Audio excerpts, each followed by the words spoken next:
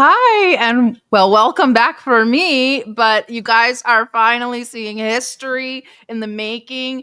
I've been trying to get a show with Chris for over a year, I think, maybe 2 years now. But here we finally are. Thank you for the huge super chat and congrats on the new show. Congrats indeed. I am so excited. Chris is here from Moscow. Chris, how are you? We have a ton to cover today. But first and foremost, please, please, please tell our audience about you. And I'm just over the moon. I'm so excited to be with you all. Of course, some of you who've been followers of the show for a while have seen me occasionally on and doing some reporting. Sarah and I were just in Iraq just last month. It feels like, forever ago. But it was amazing to be together. And now we decided to do the show together to bring you the latest, to talk about what's pressing in the world, and to give you, of course, an opportunity to really grasp the enormity of what's happening on the global stage and the transformations that are underway. So it's a pleasure to be with you all. I'm a researcher, geopolitical analyst, lawyer. I do a lot of things, and I'm happy again to be with you all here from Moscow. It's a little bit late here. It's earlier on the East Coast, West Coast, in the central time zone for those in the US and Canada. But of course, a pleasure to be with everybody from all over the world here on DDG Geopolitics. So stoked. But first and foremost, we'll give you a short update from the front from our friends at Voen DV across three sectors in the Dnipropetrovsk axis. This is the Vostok update. The 29th Army sector. Russia continues to move. They're fully liberated the western outskirts of Novoslovka and are moving into other villages. In the 36th sector, they're on the northern edge of Ternovoy, and on the 5th sector, they are advancing towards Nikolaevka. But more importantly, and what everybody's talking about today, is the huge Russian assault, huge drone attack on Kiev and other cities last night. Let's take a look.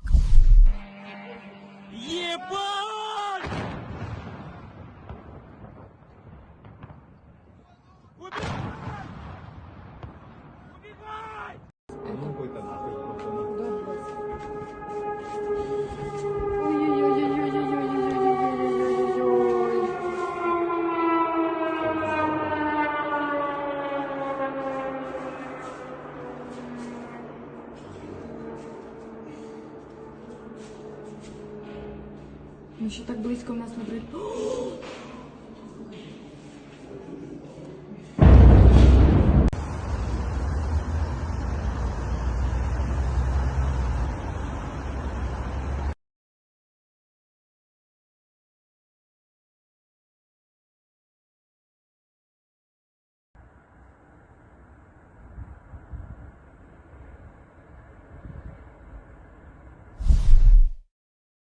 So early Sunday, Russia launched the largest drone attack on the entire war, the entire SMO, targeting multiple Ukrainian cities, including a direct hit on Kiev's cabinet of ministers building. This is marking the first time a government structure in the capital has been visibly damaged since 2022. The PM, I can never say her name, Svridenko. Anyway, they're all upset. Here's some of the aftermath. A bridge was struck in Kremenchuk, obviously impacting logistics. But here's your aftermath, and the fire's still going at the cabinet of ministers. Euromaidan PR is not happy. Ukraine PM's office this morning. And of course, Keith Kellogg has something to say about it. Chris, what do you think is the message here being sent? EU officials are calling the attack a mockery of diplomacy. Listen, the special military operation is ongoing. Diplomatic efforts and overtures to the Ukrainian regime have failed.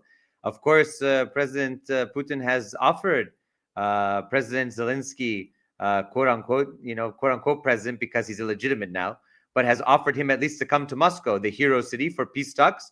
Zelensky declined that and instead said that Putin should go to Kiev. I don't think that's going to happen. So, of course, that means that, the special military operation will continue until everything is achieved.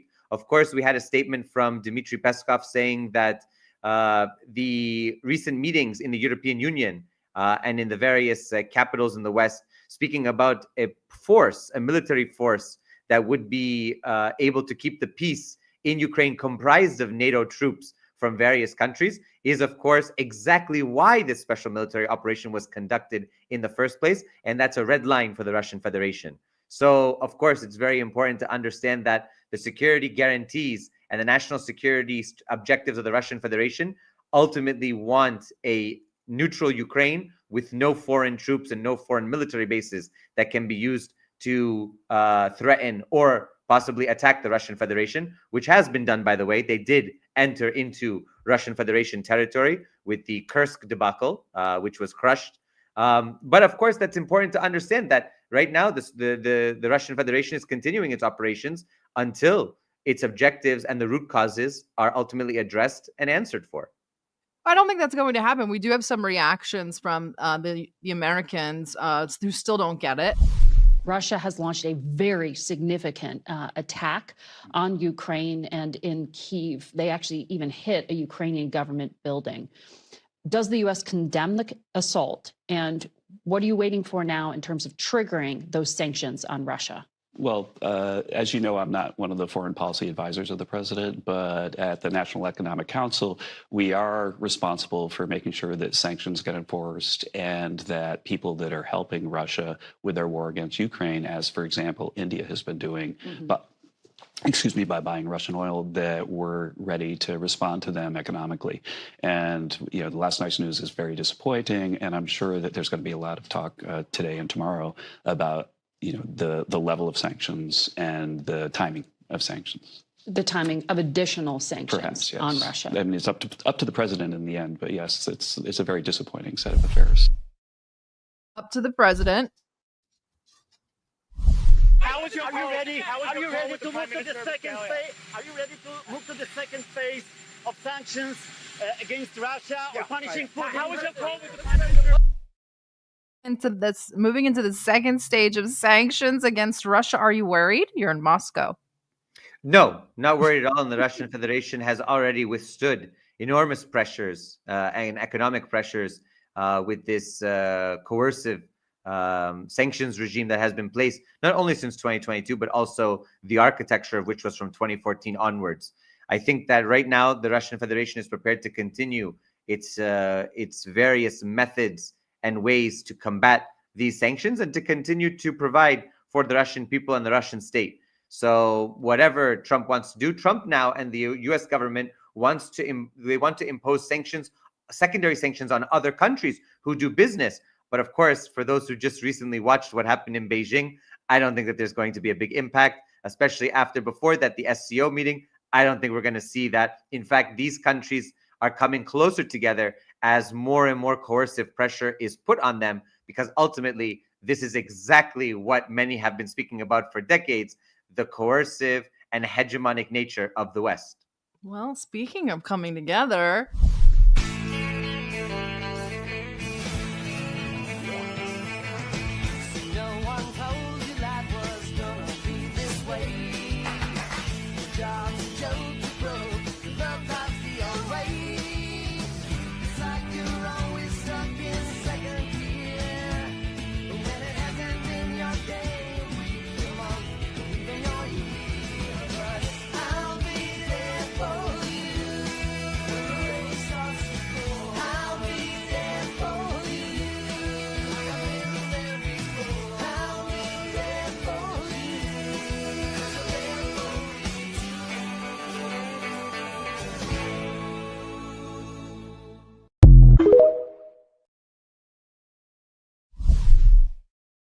I had to work that video into this episode somehow. It was a great one. Brought me so much joy. Anyway, we had the SCO and the parade in Beijing. I've talked about it so much this week, but I'm sure people want to hear Chris's thoughts. So for the SCO, Chris, we had the establishment of the new SCO Security and Coordination Center, the launch of the new SCO Bank, and the Tianjin Declaration and Development Strategy was adopted for 2035. What do you make of these huge outcomes, the development of a bank? And they've stressed a lot of security at the SCO.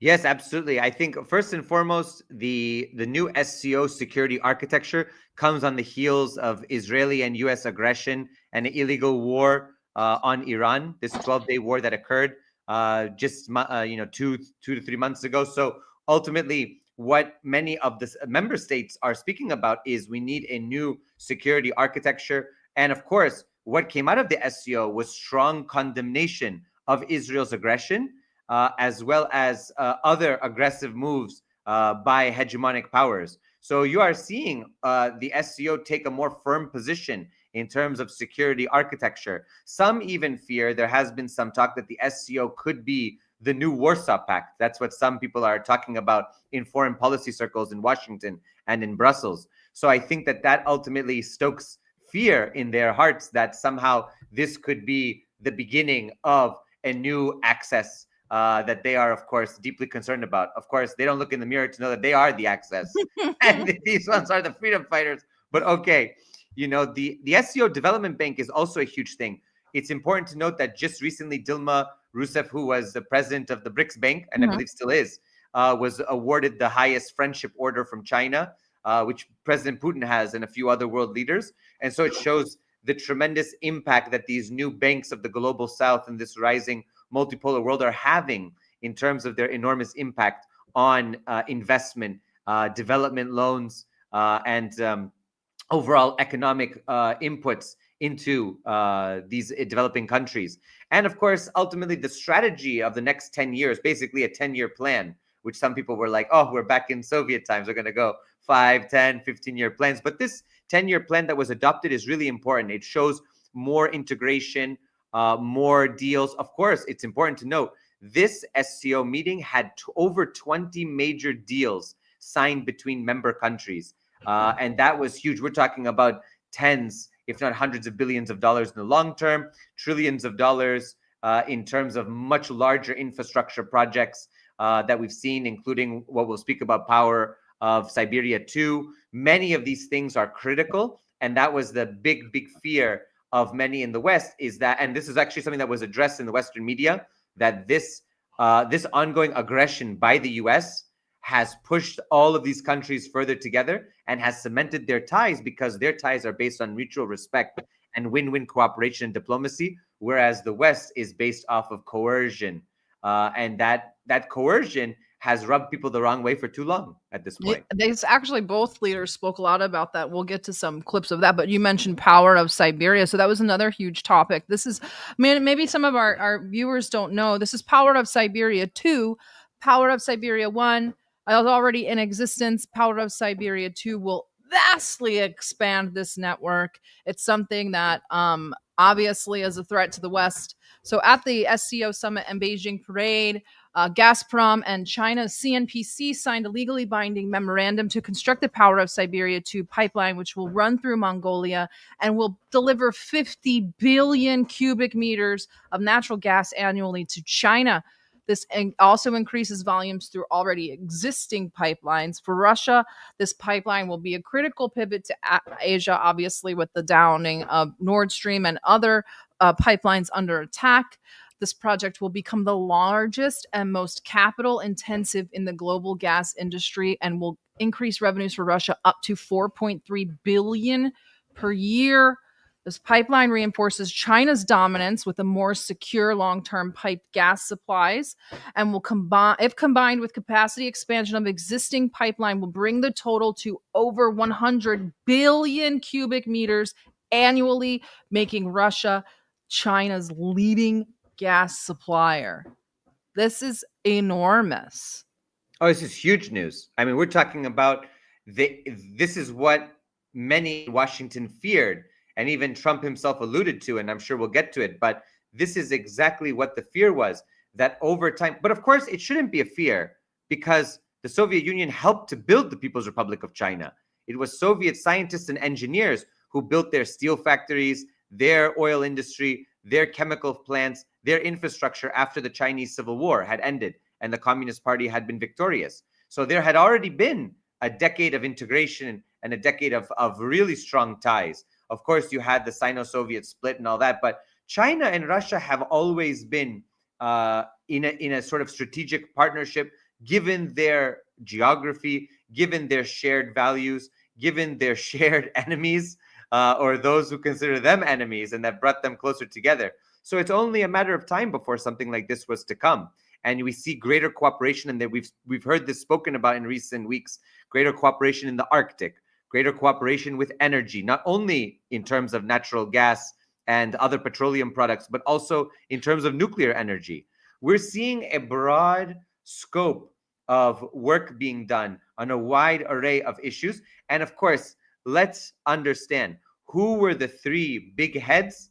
It was President Putin, President Xi, and leader Kim Jong-un. The three of them together represent the three countries that border one another, by the way. They all share borders with each other. They represent the new major alliance in Eurasia that will be ultimately the major stop to Western hegemony. And I think that that's very important to understand. So this gas deal is part of a much larger overall strategic plan to really reshape the international order. And then we did get a reaction to that. Let's see.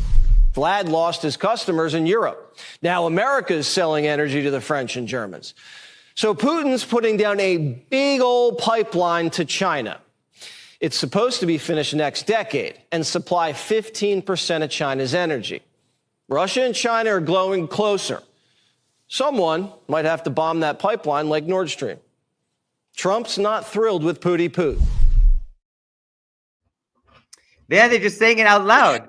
You know, when Cy Hirsch wrote that he had information that it was, you know, the West. It was the West that conducted the operation against Nord Stream 2. Everybody was like conspiracy theorists. They called us Kremlin apologists. They said we were all wackos and conspiracy theorists. And now you have a major Fox News host saying live on air that somebody has to bomb that pipeline. I mean, the book's wide open for everyone to see at this point. They're not even hiding it. No, someone's going to have to bomb that pipeline. You're going to go into Russia or China or Mongolia and bomb a pipeline. Exactly. They're working on the Druzhba pipeline right now. But I will, just for shits and gigs, we will show you another highlight.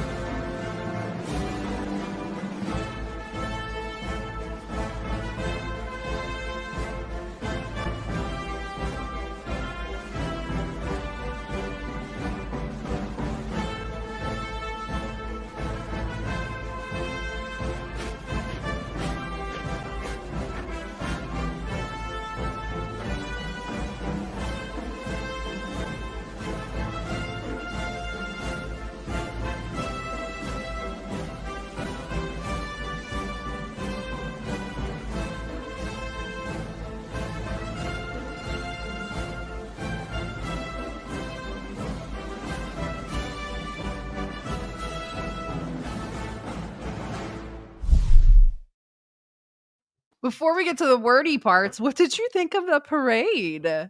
Listen, as somebody who lived in China for 2 years, got my master's degree at a Chinese university on a China government scholarship, I'm very proud of the enormous strides China's made. And I lived there from 2013 to 2015. So over a decade ago, I was there. And you've just seen China constantly building and advancing. And really this idea of constructing socialism has been at the forefront. And the modernization and the industrialization has been at the forefront. You see their tech sector, you see their AI, their robotics, their military. I mean, their military hardware alone has eclipsed the United States now.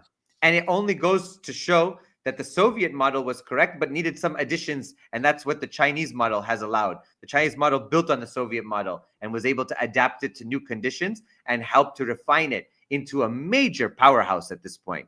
And I think that that's something that we have to understand. I mean, for me, look at the discipline. I mean, for you and I are both former members of the U.S. military. So we can understand that looking at that parade, that is a military discipline.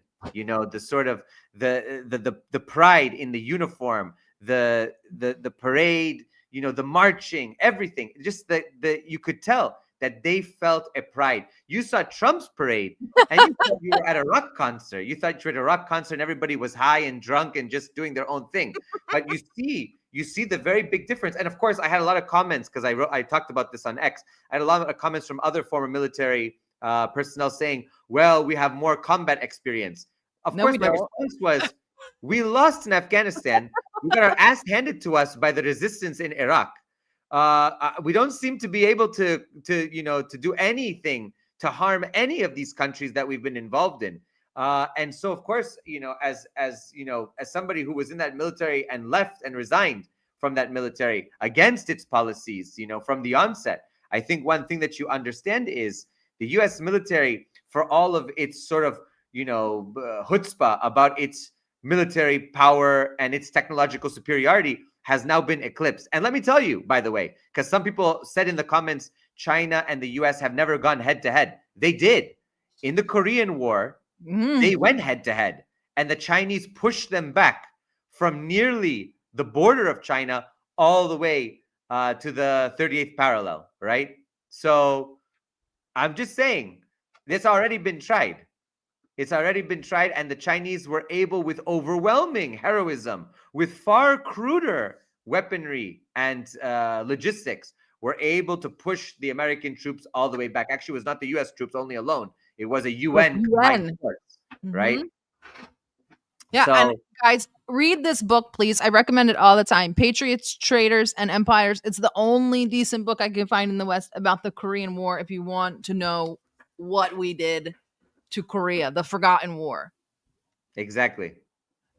So, and keeping in with that theme, I really want to get you to kind of discuss this video with our audience. I discussed it with Danny from, or Eddie from Midwest Marks, and I want to discuss it with you.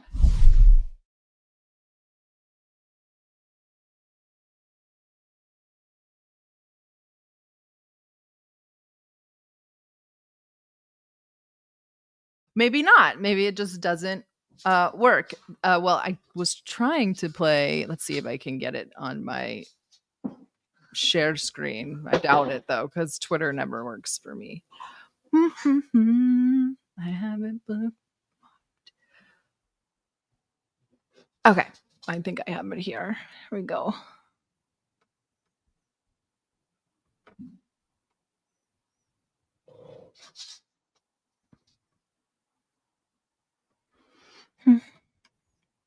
Thanks, Area. Now I have to I can never do, I'm such a boomer when it comes to this. All right, here we go. History carries the legacy of the past and inspires the future. On a new journey in a new era, the Chinese people of all ethnic groups should, under the strong leadership of the Communist Party of China,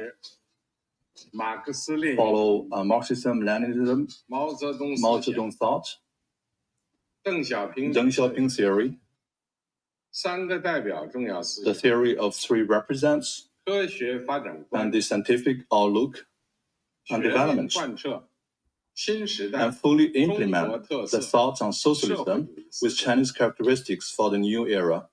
We should stay firmly on the path of socialism with Chinese characteristics and carry forward the great spirit of the war of resistance. We should press ahead with enterprise and resolve, and advance in unity the cause of building China into a great country on all fronts and realizing great national rejuvenation through China's modernization.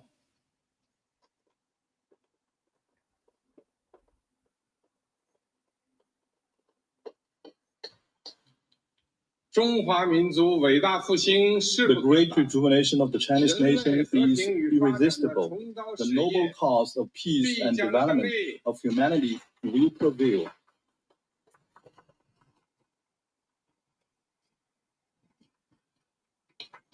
So I wanted you to talk about what Mao Zedong, Deng Xiaoping thought is to our audience and try to get your perspective on that, because we're going through it didn't play the video. I'm sorry. But as long as you heard the audio, it's fine. Yeah, we got the audio. Okay, sorry about that.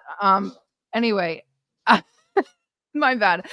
So anyway, yeah, discussing what Marxist-Leninism thought is, what Mao Zedong thought is, and what Deng Xiaoping theory is, Chinese or socialism with Chinese characteristics. We're going through a time in the United States where we're going through another like McCarthyism 2.0.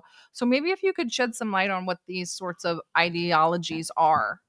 Sure, of course. I mean, Marxism, Leninism, of course, is the ideology, was the preeminent ideology in the communist world, the Third International. Of course, Marxism, Leninism as a term, as an ideological term, was, of course, brought forth by Comrade Stalin, and it was really the preeminent ideological outlook. It was really Leninism, but at a whole new stage of advancement and industrialization.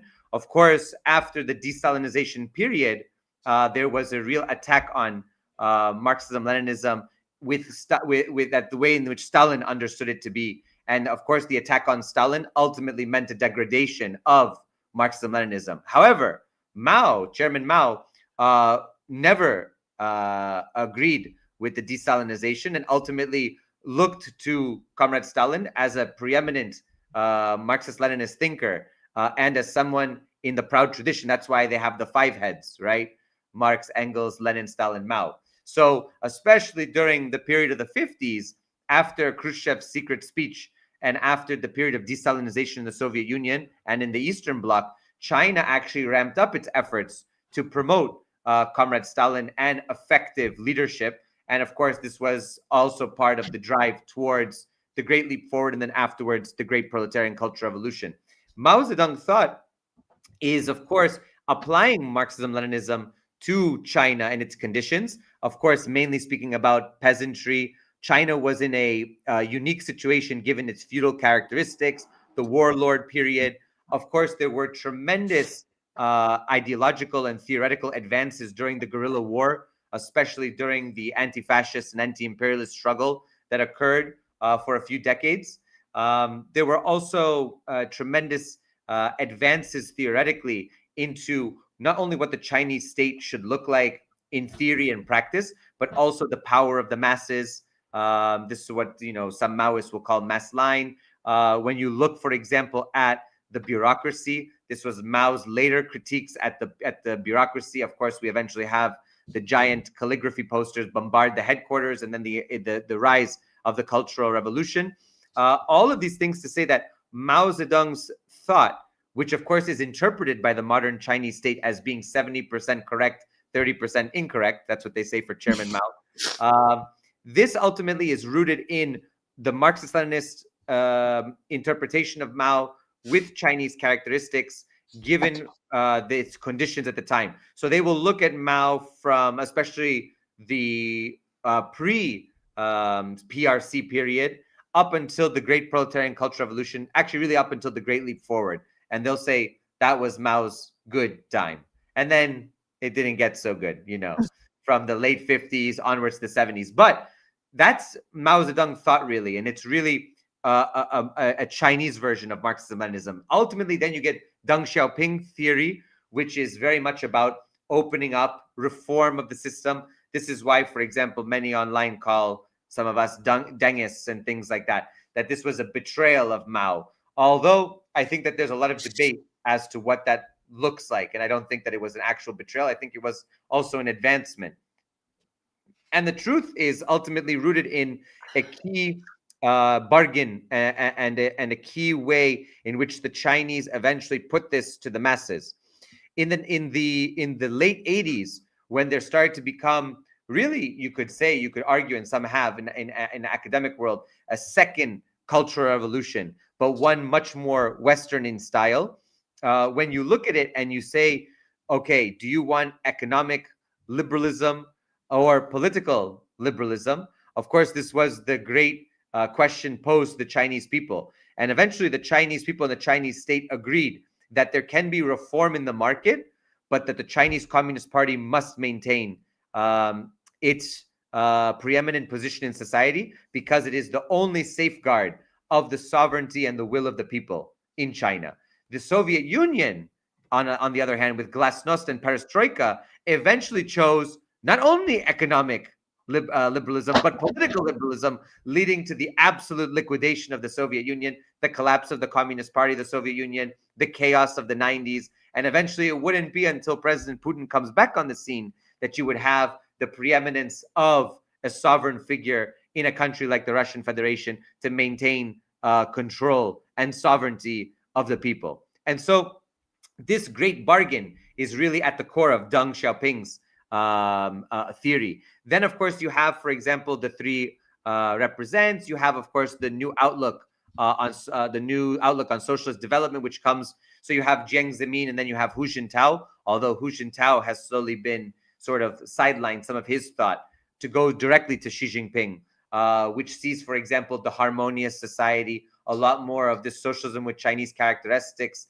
You have, of course, the volumes of his works, which really focus on not only the strengthening of the party and the strengthening of the cadre, but also on reforms that allow for, they can be seen by some ultras as technocratic, but they are very much about, okay, we are a new society. We need to have technological capabilities. This technology has to impact and be represented in the party. The party cannot only be bureaucrats. The party must be experts who understand the various aspects of economy, of technology, of social welfare. Poverty alleviation has been a great trend in later instantiations of this. So really, Jiang Zemin and after, the idea was that the class struggle in China has a new dimension. There's no longer the class antagonisms that existed before. Now China is experiencing the growth of a middle class. And of course, it has its billionaires. There's no doubt about that. But this antagonism can be handled within the party and within the state in a different way than the antagonisms of the feudal society and the post-Civil War experience in China, which had to root out a lot of these feudal forms. So there has been a transformation here, and this has been spoken about by some Chinese Marxist theorists. There are, of course, those who dissent, and they're considered to be the ultra-left in China. But the vast majority ultimately understand this transformation as being one needed to be achieved peacefully, not with the chaos that was from the 60s to the 70s. And that's very much at the core of the political project in China today. So when you hear that, it goes to show that China recognizes the totality of its history in the People's Republic and the totality of the ideological transformation as being built upon one another. And that's very important because Marxism is not a dogma, it's a science. And Chinese take that very seriously. And ultimately, you have to say, the Soviet Union is not around anymore. China's still here. And that's because the Chinese model has applied much of this scientific thinking to its ideological perspectives. And of course, the theory informing practice, practice informing theory has been at the core of this project ultimately. And that's, I mean, I think that was really important that China's constantly, Russia does it as well. The other civilizational states do it, is the references to the history and the solidarity. I think that America is seriously lacking when it comes to that sort of, I don't want to call it backwards thinking, but America sort of kind of disregards the past in its entirety from a holistic standpoint. But we presented SCO as sort of an alternative to maybe NATO.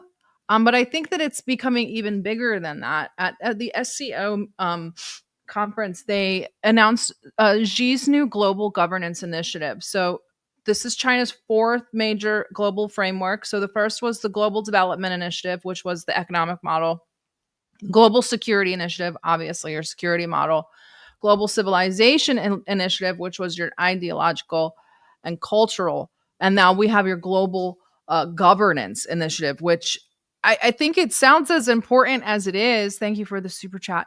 And so this one is the CGI, or the GGI, is China's attempt to redefine the rules of international order to shift away from the US-led post-World War II framework toward a multipolar, non-Western model of global coordination. So I'll just go over the 5 pillars of this model. It's sovereign equality. Each country has the equal rights in international affairs. International rule of law. Global rules should be negotiated multilaterally, not unilaterally imposed. 3 is true multilateralism. UN-centered systems should be respected and reformed. This was a subtle jab at the US-led coalitions like Quad and NATO. 4 is people-centered governance, focus on development, poverty reduction, and inclusive governance. And 5th and final is your action-oriented cooperation which he said is not slogans, but solutions with mechanisms that deliver tangible results.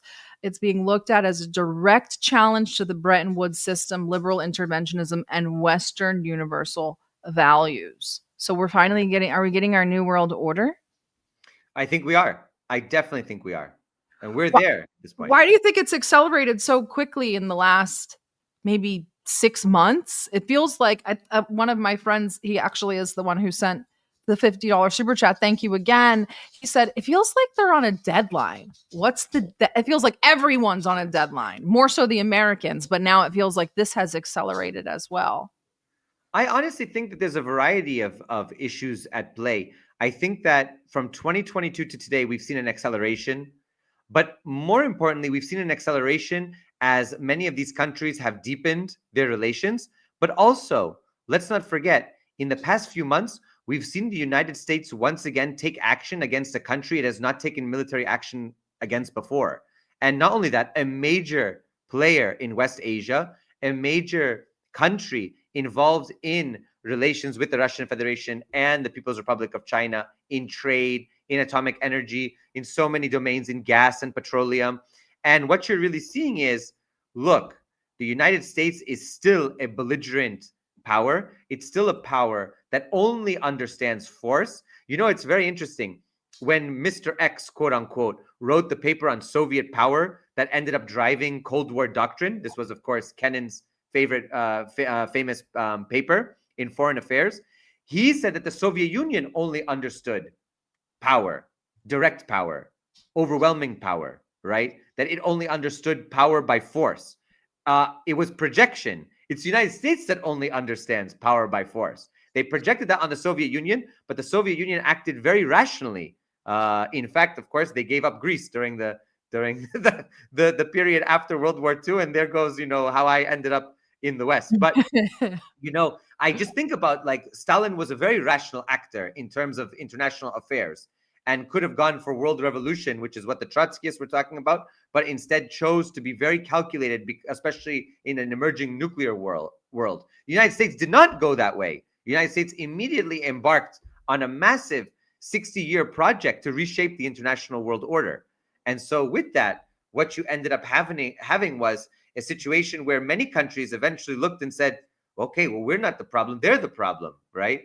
And so even though a lot of their elites had been trained to say that they were the problem, especially this is the Yeltsin era where, we Russians are, secretly bad and we need to, bring and adopt all Western forms.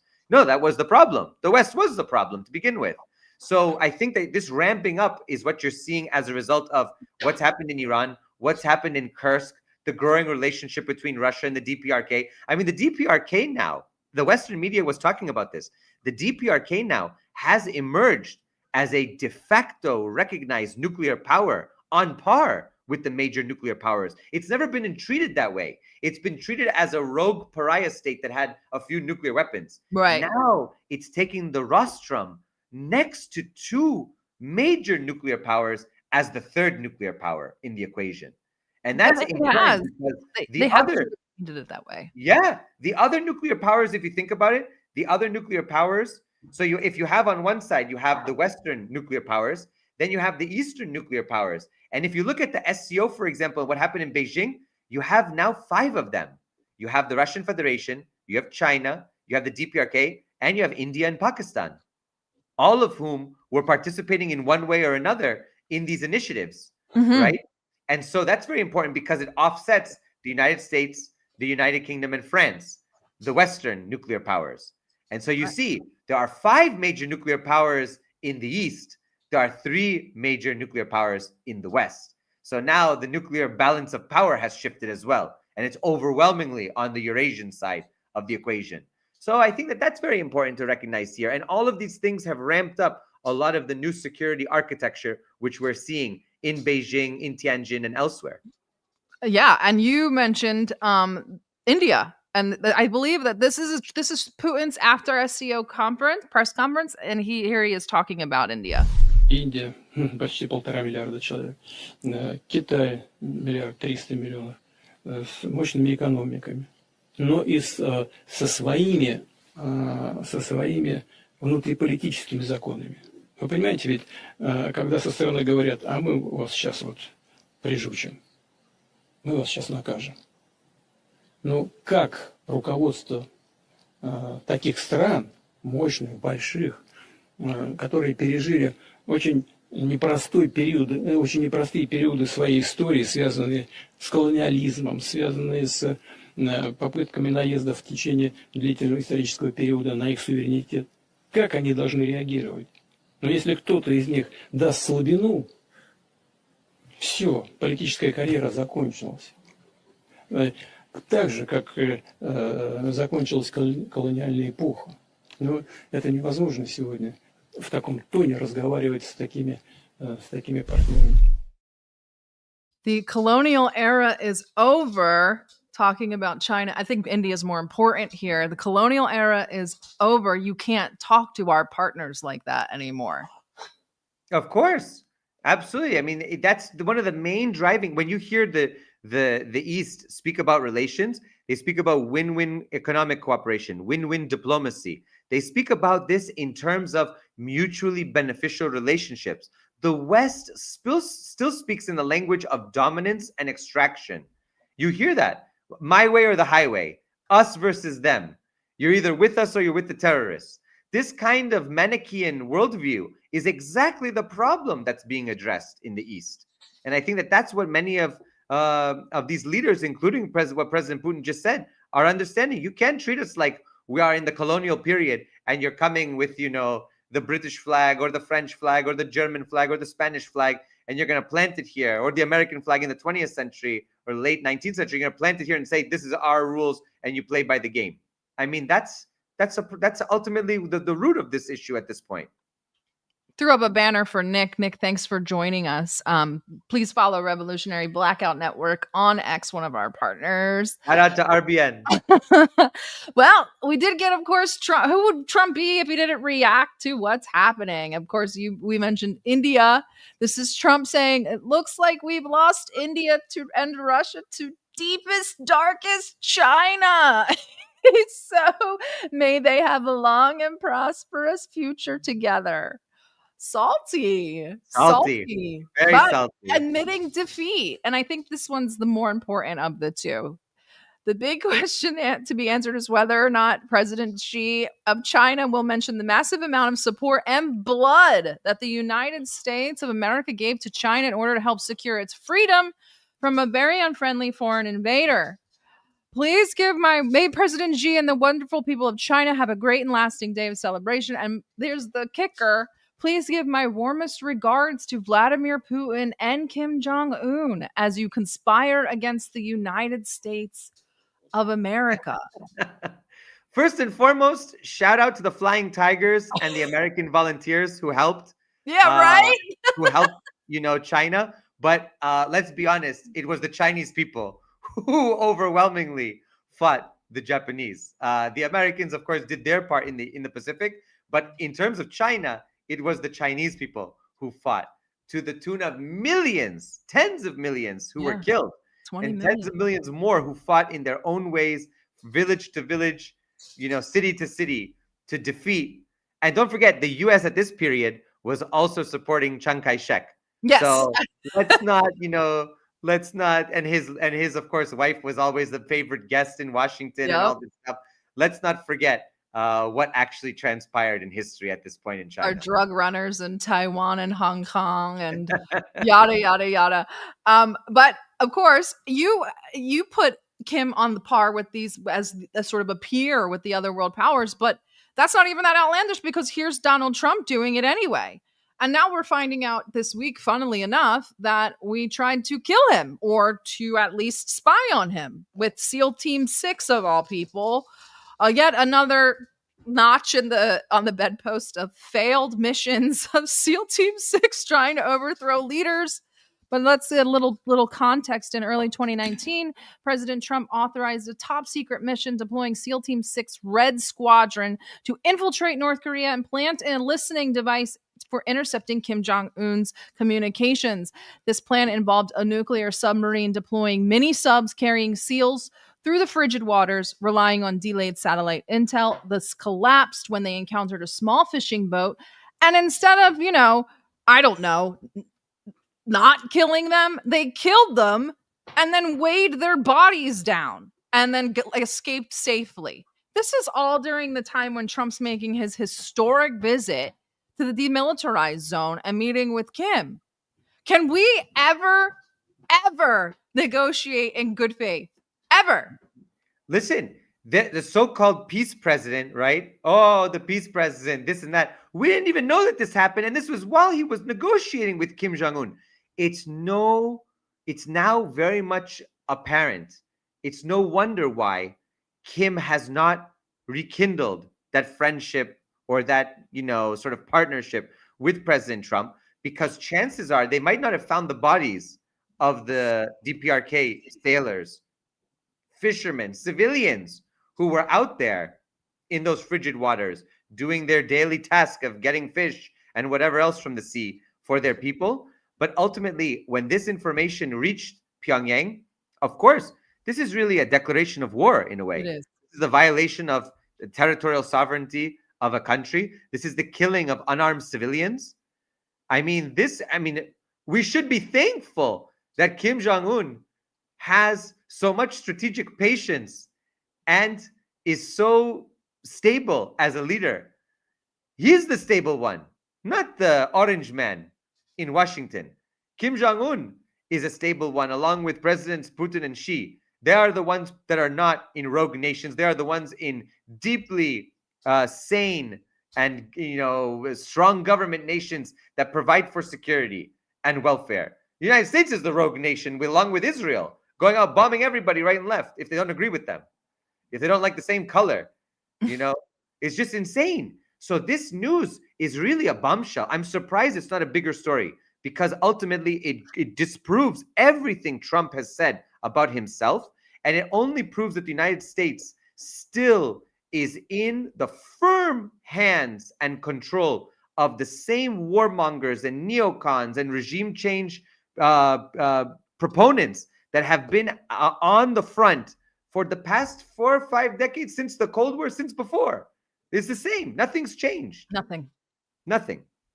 Nothing's changed at all. And I mean, if we're not going to go after Kim, we're just going to set it up so we could go after his daughter. Is this the most dangerous 12-year-old in the world? What? They can't even go watch a parade. It's absolute madness. That was from the British, which, I mean, really, they're just our alt account at this point. But from one boat to the other boat where we kill civilians, Venezuela. Obviously, we're going to talk about Venezuela. This week, we had multiple flyovers of F-16s, Venezuelan F-16s purchased from the United States in the 70s, I believe. They flew over U.S. ships multiple times. Trump warned that they would maybe be shot down, and then Maduro, I'll just play him because Maduro's the best. Venezuela es un país no relevante en materia de narcotráfico y en todas las materias que tenga que ver. Así que esta mentira es tan burda y tan falaz como que Irak tenía armas de destrucción masiva. Es mentira, y se lo digo a la opinión pública estadounidense. Podremos tener diferencias en formas de pensar, en lo filosófico, en lo político, en lo económico, pero por favor, no se dejen meter una mentira más para una guerra más fratricida ahora en Sudamérica y en el Caribe. Sudamérica, Latinoamérica y el Caribe quiere paz, y ya lo acaba de decir la comunidad de estados latinoamericanos y caribeños.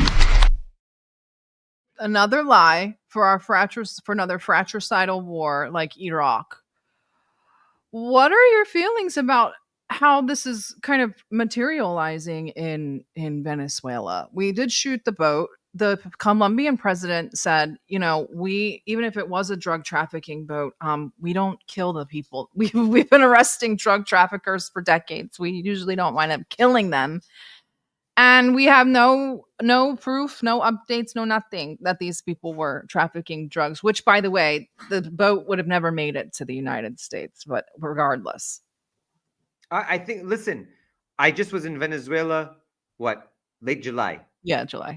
I was there for a major conference, had the opportunity to shake hands with President Maduro, to see Alex Saab and everyone there. The main thing is this.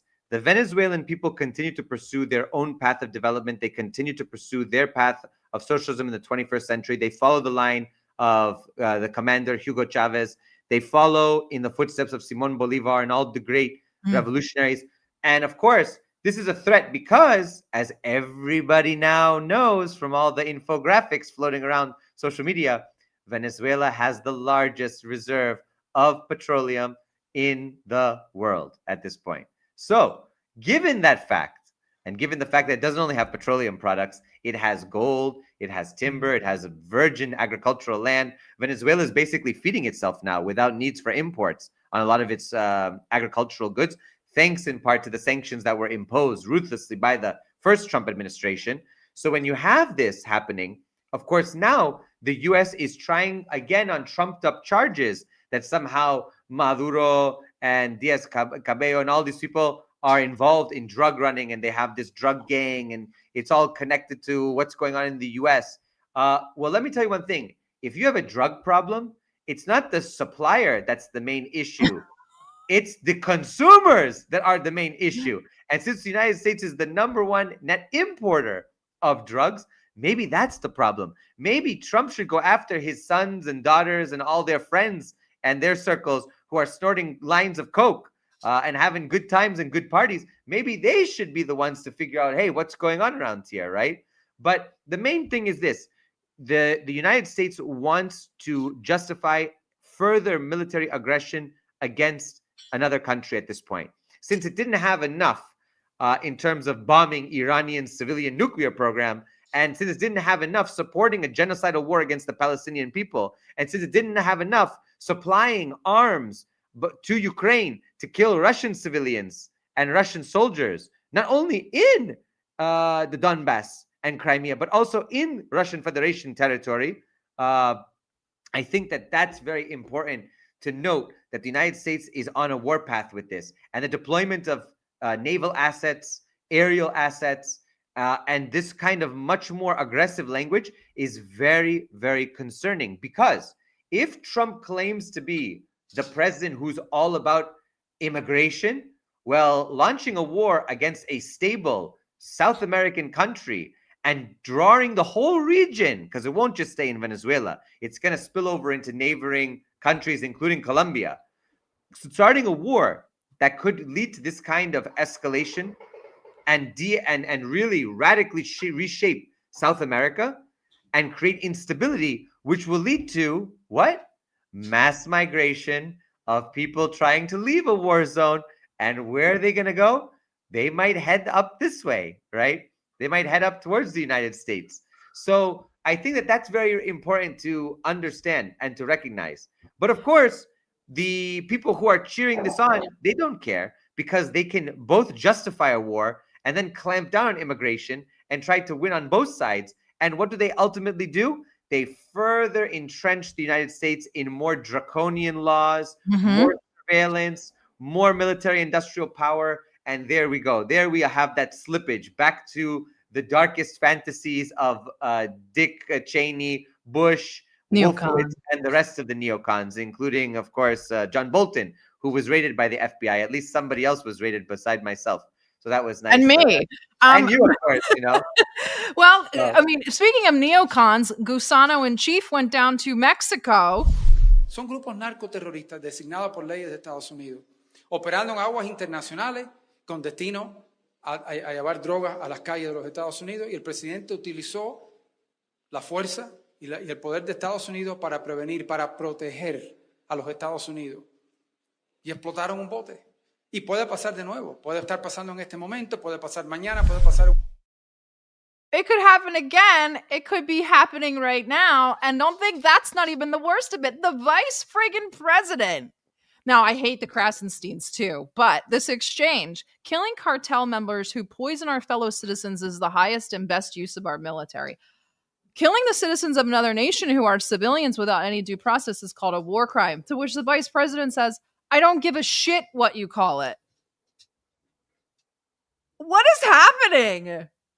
I mean, it's just the funny thing is the emperor has no clothes, and at least we None. don't have to we don't have to go through the whole rigmarole of listening to Samantha Powers talking about human rights and justice and blah blah blah. And we have a UN Security Council meeting, and everybody's just drooling over the U.S. just blah blahing. Now they openly say we don't give a damn about the war crimes and this and that. We're gonna bomb whoever we want. We're gonna send them all back to the Stone Age. We're back to 2001, 2, 3. You remember that time? We're gonna turn Iraq into a glass parking lot. We're gonna nuke this. We're gonna nuke that. We're gonna blow these people. We're gonna blow those people. That was what it was like. Drop nukes on Afghanistan. Drop nukes on Iraq. Drop nukes on Iran. We are there again, and that's why. To go back to the earlier question, that's why all these countries are coming together. And of course, Venezuela sent a letter to the SCO. They want to get involved. All these countries are looking and they're saying, "Uh-oh, this is a problem." Also, Russia. There's word that Russia has supplied Venezuela with arms. Russia has a military base possibly in Venezuela. That Russia has sent strategic equipment there. There's news that Iran has sent military equipment to Venezuela, right? Anti-ship missiles, right? So all of this just proves that these countries are basically getting more and more integrated to protect one another from a more belligerent United States. I agree. And even more so, here we go. Are you considering attacking the cartels inside of Venezuela? You attack? What are you going to find out? Leaving us with a cliffhanger, but don't worry. Also this week, in going with this theme, Okay.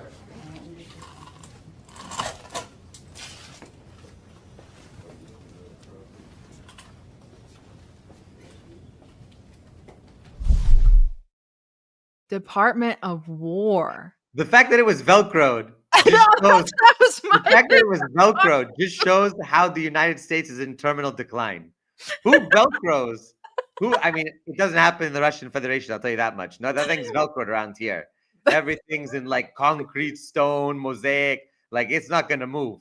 But Velcroed, yikes! I mean, maybe. Though we were doing no new wars. No new wars. The peace president, the Nobel Prize in Peace. Everybody's recommending him. Everybody's recommending him. Netanyahu, Aliyev. I mean, all the greatest peacemakers. All the greatest peacemakers. That's where they're at. All the Democratic leaders are recommended. Come on. I mean, this is insane. This is unbelievable. But this is where we're at. It doesn't end. It doesn't end. Here we go. It's going to fight to win, not to lose. We're going to go on offense, not just on defense. Maximum lethality, not tepid legality. Violent effect, not politically correct. We're going to raise up warriors, not just defenders. So this War Department, Mr. President, just like America, is back. He wrote a poem. Wow. Maybe he's looking to go to like some, I don't know, some poetry reading and just, start, his deepest, darkest, soldier fantasies. This is crazy. This is like LARP, like master LARP. It's like, with LARPing with like an actual military though? It's like, no, this is insane. First and foremost, I saw that some people were saying that the military is woke no more, but the Department of War switched its name, like basically just a few years after World War II. Yeah. So of course I'm thinking to myself, they were woke back then. I mean, if the 50s were woke, we're in a whole new territory at this point, because the anti-woke people look back on the 50s with nostalgia, and that's when they changed the name from Department of War to Department of Defense. But okay, I mean, who knows history anyway? As Gore Vidal famously said, for all of those who know, the United States is the United States of amnesia, because they don't remember anything, and that's just how it is. It's built into the culture. It's built into the system. So with that amnesia, of course, the U.S. has always been woke, and we got to go back. We got to reclaim it from its earliest revolutionary days. What? Where are we at? It's insanity. It's insanity, I'm telling you. And here we are, Where are we I at? don't know. Chris, we're declaring war on Chicago. There it is. The U.S. is at war with itself again. 1860s are back. Here we are. Everybody get your brand new presidential Bible. Oh my God. Go head on down to Chicago, Chirac, as they call it now. Now Chirac, that's right. Baghdad is safer and nicer than Chicago now, but that's neither here nor there. Take your presidential Bible and your militia weapons and go down to Chirac to smell deportations in the morning. What? I mean, it's I don't even know. It's just so crazy. You really listen. The U.S. is really becoming a failed state, and it's just nice that people are waking up to it and recognizing it for what it is. And this is what happens when you have a plutocracy, an oligarchy, a capitalist ruling class just running around and basically liquidating the country, destroying every social safety net, and then launching wars nonstop since the 1940s. Really, we've launched wars nonstop, wars and regime change and covert operations. It hasn't ended. But we won them. We've been talking about this Department of War. So we won the First World War. We won the Second World War. We won everything before that and in between. And then we decided to go woke and we changed the name to Department of Defense. So we're going Department of War. We lost everything after World War II. We were called the Department of Defense. Did he just admit that we lost? Okay, maybe we didn't lose Grenada, and maybe we didn't lose but my God, I mean, we have. And of course, he said everything before that. So was the U.S. now I'm thinking of Mehmet walking up to Constantinople, and it's like he wasn't flying like the Turkish banner. He was flying the American flag, the Hannibal and Caesar and all these great leaders. That video of the USSR soldier lifting the flag over the Reichstag. That's AI. That's AI. That's AI. That's it. It was an American flag. That's it. It just, and everybody was wondering, why is China celebrating the victory in World War II? It's like, do you know how many people combined the Soviet Union and the Chinese lost? The Soviets and the Chinese lost over 60 million people. Over 60 million people. I cannot possibly. And by the way, I think it's important for the viewers to understand, and this has been documented. The Japanese could have cared less about the United States in August of 1945. Their biggest concern was the Soviet Union invading, because they knew that if Uncle Joe got his hands on mainland Japan, we got another couple oblasts, the Soviet Union. So that was their big concern. So really their capitulation was much more a response to the Soviets than it was to the Americans. And this has been very well understood. So I think that's, it should come as no surprise that the United States has no clue about history, has no clue about geography, has no clue about international affairs. And this is why the USA is a laughingstock and nobody takes it seriously. And everybody knows that it's a great big economy because we're a bunch of consumers and everybody in the USA, a bunch of zombies. And George Carlin, once again, is proven correct through time immemorial that this is just one, transcontinental, strip mall from coast to coast. And there you are. That's what the United States is. One giant strip mall. And you have everything. You got your Bibles, you got your strippers, you've got your gun stores, you've got your drugs, and life's beautiful in the good old US of A. There you go. There it is. Freedom fries. We're back. The perfect bow to put on. This was so great. I can't believe we got through everything in just under an hour and a half, but I will go through the super chats. Thank you, Mohammed. And yes, I am in love with the new show. It's Who Controls Money Creation, plain and simple. Okay, yeah. Guys, the show is amazing. Love it much. Thank you so much, Raphael. Sarah, yeah, I know. I am the best. Yes, India did drop visas. And also they reinstated direct flights from India to China. So no visa and direct flights. It's really major for China and India to reestablish. And China and Russia have started to look at changing their visa regimes for each other. China has opened up for the Russian tourists without visas, and the Russia said that they will reciprocate. So we're going to look at greater integration as well in the cultural and get a Russian passport, people to people domain. We need to get Russian passports. That's it. DPRK in China. Thank you, Tana. You found a great commentary partner? I think so. You're addressing me. And I wanted to read, again, thank you, Nick, for joining us. I wanted to read this because it's funny. I had my doubts on Chris being Iranian, but hearing him say, of course, so many times, all of my doubts are gone. Of course, Habibi. Of course. Yeah, much Shakira. Thank you all so much for joining us. Also, guys, don't forget, we have a fully stocked merchandise store, no taxes, no tariffs. And there's really great stuff on there, including G. So visit www.ddgeopolitics.com. I don't know. And don't forget to follow us all on Twitter. Chris has TikTok still. We're banned from TikTok and Instagram. And I think we will see you guys next week if Chris is not traveling.